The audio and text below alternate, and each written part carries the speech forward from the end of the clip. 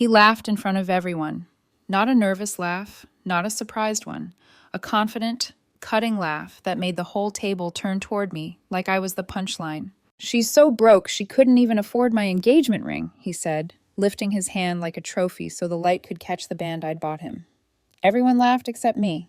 I remember the exact second my face went hot. I remember the way my fingers tightened around my glass. I remember how my heart didn't break loudly. It just went quiet, like something inside me decided it was done trying. People chuckled. Someone made a damn sound under their breath.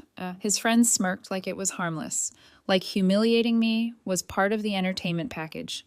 And the worst part was that he looked at me while they laughed, like he wanted to see what I would do. Like he expected me to defend myself, explain myself, shrink myself. I didn't. I smiled. I didn't say a word. I didn't argue. I didn't cry. I just stood there, held my posture steady, and walked away. Not dramatically, not storming out, just gone. 2 weeks later, he showed up at my office. He froze at the door the second he saw where I worked, like his body understood something his mouth hadn't caught up with yet. The polished lobby, the glass walls, the directory with my name on it, the title beside it that didn't match the version of me he'd been mocking. The smile he brought with him didn't just fade.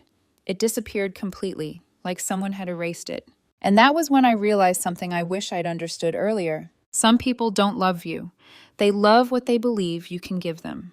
They love the image you help them show off. They love the status you represent. And the moment you don't feed that hunger, they turn you into a joke. My name is Natalie. I'm 29. And I learned the hard way that humiliation can be a gift because it shows you exactly who someone is when they think there are no consequences. My name is Natalie. I was 29 when everything fell apart, and at that time, I truly believed I was standing on the edge of the life I'd been working toward for years. I met Ryan through mutual friends at a backyard barbecue. It was casual. Plastic chairs, cheap beer, music playing from someone's phone. He wasn't the loudest man there. He didn't try to impress anyone. He just stood beside me and asked questions that felt genuine. What I did for work, what I cared about, what kind of life I wanted. He was charming in a relaxed way, handsome without trying too hard. And most importantly, he seemed genuinely interested in me, not what I represented. At that point in my life, I was working insane hours. I had chosen a demanding career path and was slowly, deliberately building something for myself. I didn't talk much about money, not because I was ashamed, but because I'd learned early that once money enters the conversation, people start listening differently. Ryan said he admired my work ethic, said he liked that I was focused, that I had ambition. He made me feel seen in a way that didn't feel transactional. We started dating seriously. 2 years went by faster than I expected. After 8 months, we moved in together. It felt natural, comfortable, like progression instead of pressure. By the 1-year mark, marriage came up organically. Late-night conversations, soft jokes about the future, casual "when we're married" comments that made me smile instead of panic. Ryan talked a lot about what he wanted someday. A nice house, travel, a lifestyle that looked good from the outside. At the time, I thought that was normal. Who doesn't want nice things? What he didn't know was that I was deliberately living far below my means. I drove an old car, lived in a modest apartment, bought clothes from outlet stores. I'd watched too many people around me get burned by partners who loved the lifestyle more than the person. I promised myself I wouldn't let that happen to me. The truth was, I worked in financial consulting. I'd made smart investments early. I wasn't flashy, but I was comfortable, very comfortable. And I kept that private, even from Ryan. Not to test him, not to trick him, but because I wanted to be loved as Natalie, not as a number. 3 months before everything imploded, I proposed to him. Yes, I proposed. Not because I wanted to reverse roles or prove something, but because it felt right. I chose a ring that was elegant and classic. About $3,000. Not cheap, not extravagant. Something meaningful, something thoughtful. Ryan said yes, he cried, posted photos everywhere, told everyone how lucky he was. But then, something shifted. I noticed the way he stared at the ring sometimes, the way his smile didn't quite reach his eyes. He started following luxury jewelry accounts, liking posts with massive diamonds, commenting things like goals and someday.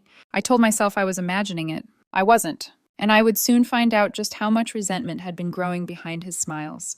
The first signs didn't arrive as red flags. They came as tiny discomforts I kept explaining away. Ryan's enthusiasm started to cool in subtle ways. He still wore the ring, but he stopped showing it to people. When friends asked about the proposal, his answers grew shorter, less animated. Sometimes, when he thought I wasn't looking, I caught him turning his hand, studying the ring with a tight expression, like he was measuring it against something invisible. He began making comments that didn't sound cruel on their own, but stacked together, they carried weight. "Do you ever think about upgrading later?" he asked one night while scrolling through his phone. "Upgrading what?" I replied. "The ring," he said casually. "I mean, when things are better financially." I paused. "Things are fine financially." He laughed it off. "I mean, when we're doing really well." I didn't argue. I told myself it was normal. People dream. People compare. Social media feeds that instinct every day. But then his friends entered the picture more often. One night at dinner, one of them joked, "Man, marriage is expensive. Hope you're ready to step it up, Nat." Another added, "Yeah, weddings aren't cheap, especially if you want to keep up with certain standards." Ryan didn't defend me. He smiled, nodded, let the comments hang in the air like they were harmless. His family was worse. His sister once asked, smiling too sweetly, "So Natalie, have you guys talked about timelines? When things are more stable?" I asked what she meant by stable. She shrugged. Financially, weddings, houses, all that. I noticed how Ryan watched me during those moments. Not protectively, evaluatively, like he was waiting to see if I'd be embarrassed. At home, the tone shifted too. He started pointing out expensive things he liked. Cars, watches, restaurants. He'd say things like, "When we can afford this," or "This is the kind of life I want my future wife to have." Future wife, not partner, not teammate. A display. I began questioning myself in quiet ways. Had I misled him by living modestly? Had I created expectations without realizing it? Was I wrong for not talking openly about money? Still, something deeper bothered me. It wasn't the desire for nice things. It was the way his respect for me seemed tied to them. The ring became symbolic, not of love, but of status. And every time he compared it, silently or out loud, to someone else's, I felt a small crack form in the foundation I thought we were building. I didn't know it yet, but resentment had already taken root, and it was growing, quietly, patiently, waiting for the right moment to reveal itself in front of everyone. The night everything collapsed didn't feel important at first. It was just another invitation, another event where we were expected to smile, toast, and perform happiness in front of other people's expectations. It was Ashley's engagement party, held at an upscale restaurant downtown.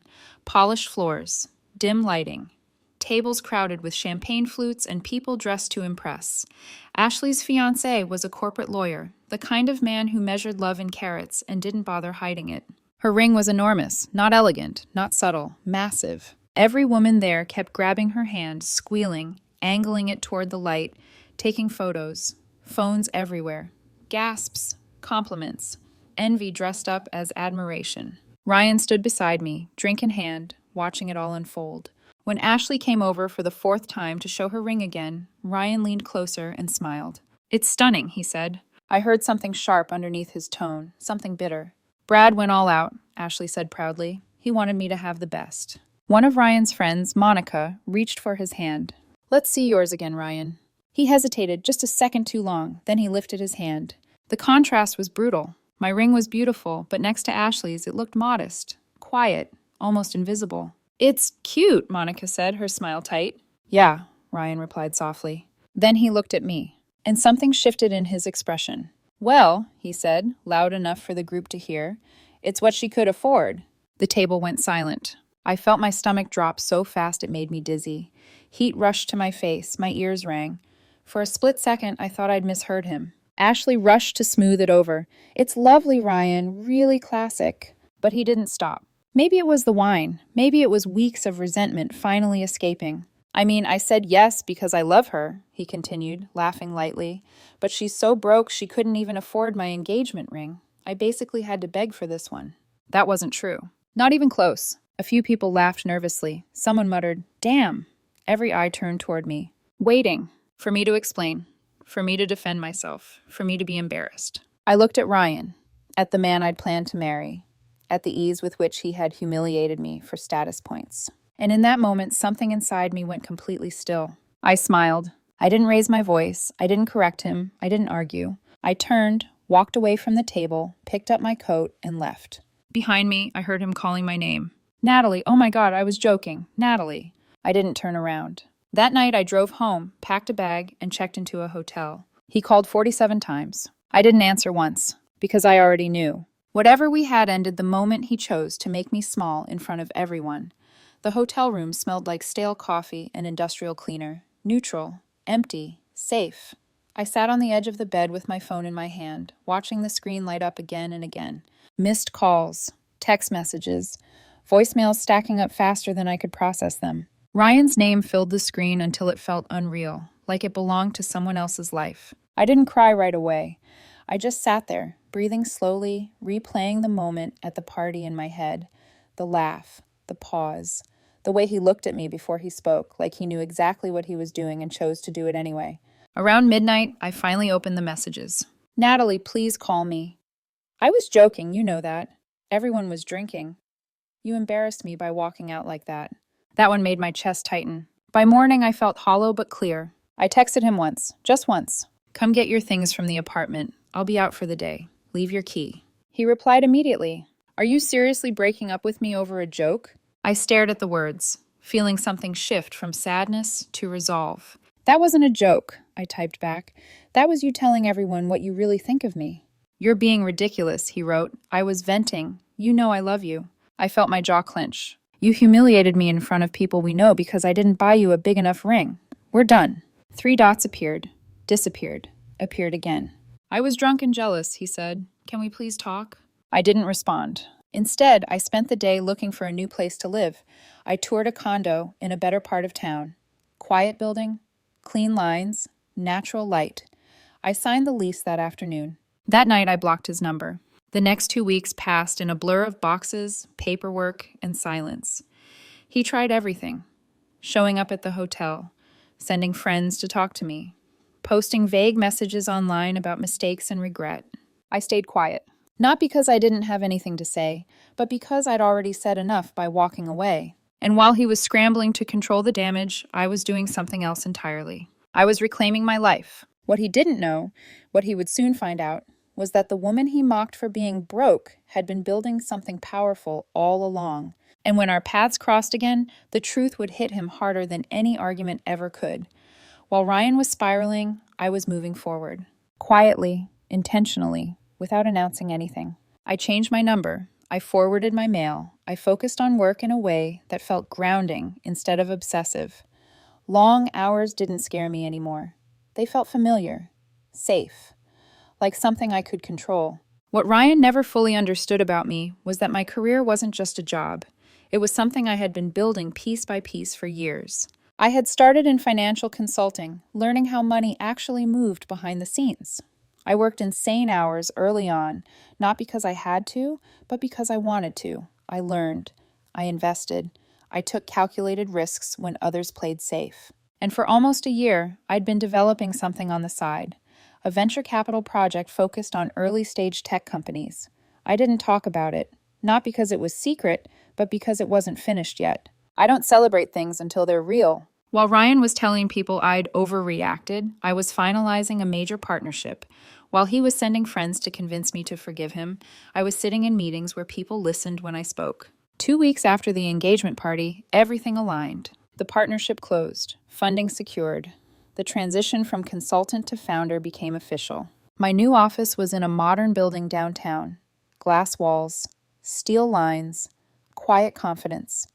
My name on the directory beside a suite number and the word founder. I didn't post about it. I didn't update social media. I didn't need applause. Meanwhile, Ryan was unraveling. A mutual friend warned me over coffee. He's been asking everyone where you live, where you work. He keeps saying you're making a huge mistake. I nodded, stirring my drink. Let him think that. He's telling people you broke up with him over nothing, the friend continued, that you're dramatic, that you humiliated him by leaving. People can believe whatever story makes them comfortable, I said calmly. The truth has weight. Lies don't. They just make noise. Ryan tried contacting me through every channel he could find. Emails, old work contacts, even LinkedIn messages that read like apologies wrapped in entitlement. I ignored all of it, until the day my assistant knocked on my conference room door. She looked uneasy. I'm sorry to interrupt, but there's a man in the lobby demanding to see you. He says he's your fiancé. My blood went cold. Security is about to escort him out, she added, but I wanted to check with you first. I took a slow breath. Tell security to give me 5 minutes, I said. I'll handle it. I excused myself from the meeting and walked toward the lobby, my heels clicking softly against the marble floor.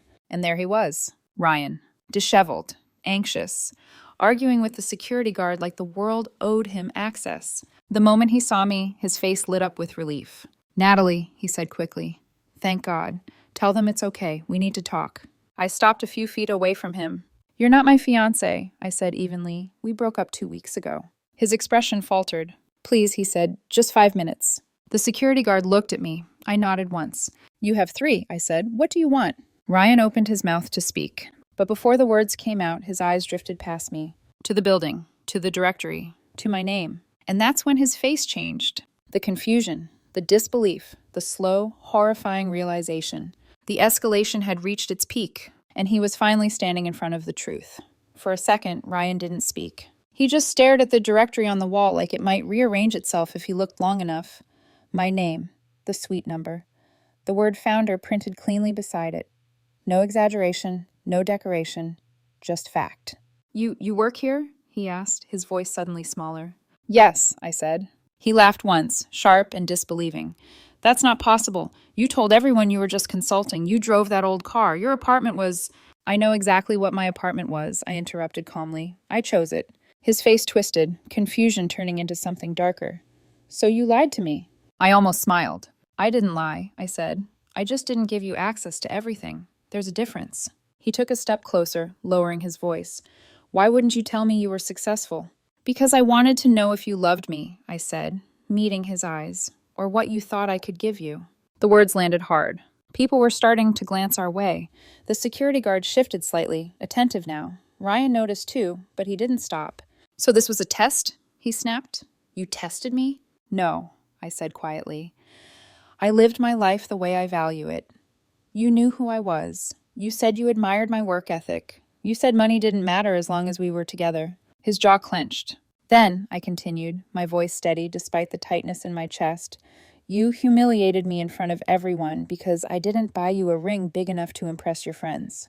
He swallowed. I made a mistake. I shook my head. No, a mistake is forgetting an anniversary. A mistake is saying the wrong thing and apologizing immediately. What you did was show me the truth. His eyes glistened. That's not fair. It's honest, I replied. If you'd known I had money, you would have acted satisfied. You would have played the role. But you showed me who you were when you thought I didn't. His composure cracked. Tears welled up, spilling over. Please, he whispered. We can start over. I'll be better. I swear. That was the lowest moment, not for him. For me, because a part of me, the part that had loved him, felt the echo of what we'd planned. The future I'd pictured. The life that could have been. But that part was quiet now, exhausted, done begging for respect. I stepped back and gestured toward security. Please escort Mr. Davis out, I said. He's not welcome here. Ryan's head snapped up. Natalie, wait, please. I turned away. As I walked back toward the conference room, I could hear him pleading, sobbing, promising everything he should have valued before. I felt nothing. No satisfaction, no triumph, just a hollow space where love used to live. And that emptiness told me everything I needed to know. I didn't break that day. I finished breaking free. I stood outside the conference room for a moment after security led him away. My reflection stared back at me from the glass wall. Calm face, straight posture, steady hands. From the outside, I looked untouched. On the inside, something profound had shifted. That conversation in the lobby wasn't about money, or success, or even the ring. It was the moment I finally understood my own value without needing anyone else to validate it. I went back into the meeting like nothing had happened. The investors apologized for the interruption. I waved it off and continued the presentation. My voice didn't shake. My focus didn't waver. When the meeting ended, one of them smiled and said, "You handled that with incredible composure." I thanked him and returned to my office. That afternoon, I sat alone at my desk and let the reality settle in. For 2 years, I had been editing myself, downplaying, softening, shrinking, trying to fit into a version of love that required me to prove I was enough. And the second I stopped doing that, everything became clear. Ryan didn't love me for who I was. He loved the idea of what he thought I should be able to provide. And when that fantasy cracked, he turned cruel. That realization didn't hurt the way I expected it to. It felt grounding. Over the next few days, the fallout continued quietly. People who had been at the engagement party started reaching out, one by one. Apologies, awkward acknowledgments. Some admitted they'd laughed because they didn't know what else to do. Others said they'd felt uncomfortable but stayed silent. Ashley, of all people, surprised me the most. She posted publicly. Natalie didn't overreact. She was humiliated at my engagement party for not being wealthy enough. Now that people know the truth, let's stop pretending this was a misunderstanding. It wasn't. That post traveled fast. Ryan tried damage control, long explanations, claims of being tested, accusations that I had set him up. But the story didn't stick. Because people remembered his laugh. They remembered the tone. They remembered how easy it was for him to make me the joke. And once people see that, there's no one seeing it. I didn't respond. I didn't defend myself. I didn't correct him. I didn't need to. The truth was doing the work for me. That was the turning point. Not when he begged. Not when he cried. Not when he realized who I really was. But when I did. For the first time, I wasn't walking away out of hurt. I was walking forward with certainty. The fallout didn't arrive as chaos. It came as silence. The kind that follows when a story finishes telling itself and there's nothing left to twist. Ryan tried to control the narrative at first. Long messages to mutual friends, carefully worded explanations about miscommunication, about being tested, about how I had hidden the truth from him. He wanted people to focus on what I didn't say, not on what he did. It didn't work. People had been there that night. They remembered his laugh, the way he lifted his hand, the pause before the words left his mouth, the moment the room turned toward me like I was an object on display. Screenshots from that night started circulating in group chats. Not mine. I didn't send anything. Someone else had recorded a short video when Ashley showed her ring for the 10th time. His comment was faint in the background, but clear enough. That was all it took. Ashley defended me publicly. She didn't embarrass him. He humiliated her, she wrote. And now he's upset that she wasn't who he assumed she was. That's not manipulation. That's consequences. Monica tried to spin it, claimed I'd been deceptive, claimed I'd played mind games. But the louder she got, the smaller her argument sounded. Ryan's friends stopped defending him. His sister stopped returning his calls. Invitations dried up. The sympathy he expected never came. Because once people realize someone equates love with status, they start re-examining every interaction they've ever had with them. Meanwhile, my life expanded. The business took off faster than I anticipated. One partnership led to another. Within 6 months, our client base tripled. I moved into a house I'd admired for years, one I never considered while I was with Ryan because I knew the questions it would raise. I started dating again, slowly, carefully, not to fill a void, but to see who I was without apologizing for my ambition or my values. 3 months after the breakup, I met someone at a conference. She worked in software, drove an old car, lived modestly despite making excellent money because she was saving aggressively for early retirement. We understood each other immediately. No games, no performance, no measuring worth by price tags. Ryan, I heard, started dating someone new not long after. A man with a luxury car and expensive watches. Someone who looked impressive from a distance. I genuinely hoped it worked for him. Because I had already moved on. Not out of bitterness, out of clarity. And watching his world shrink while mine expanded didn't feel like revenge. It felt like alignment. It's been almost a year now. Long enough for the noise to fade. Long enough for emotions to settle into perspective instead of pain. Long enough for me to see that what I lost wasn't a future, but an illusion. My company is thriving. Not just financially, but structurally. We've built something solid, something intentional. I wake up excited instead of anxious. I walk into rooms knowing I belong there, not because of a title, but because I earned my place. I'm in a healthy relationship now. Not rushed, not performative, just honest. Last month, I bought my girlfriend a birthday gift. Nothing flashy, nothing meant to impress anyone else. Something personal, thoughtful, something that showed I listened when she talked about the small things that mattered to her. She cried when she opened it, not because of the price, but because she felt seen. And that was everything. I heard through a mutual friend that Ryan got engaged again. The ring was massive, exactly what he always wanted. The photos looked perfect. Smiles wide, diamonds catching the light. I hope he's happy, truly. I hope the weight of that ring brings him the security he was searching for in other people's wallets. I hope the image satisfies whatever hunger he never learned to name. As for me, I learned something invaluable. Testing someone's character isn't manipulation, it's survival. The right person will love you when you're driving an old car and living modestly, not just when they discover your success. The right person won't need proof in carats or square footage. And most importantly, I learned that humiliation can be a gift, because it reveals the truth faster than love ever could. Ryan showed me who he was when he thought there were no consequences. And for that, I'm grateful. Better to learn it at 29 than at 39, with children, shared debt, and years of resentment. I sleep well at night. I don't know if he does. But that's no longer my story to carry.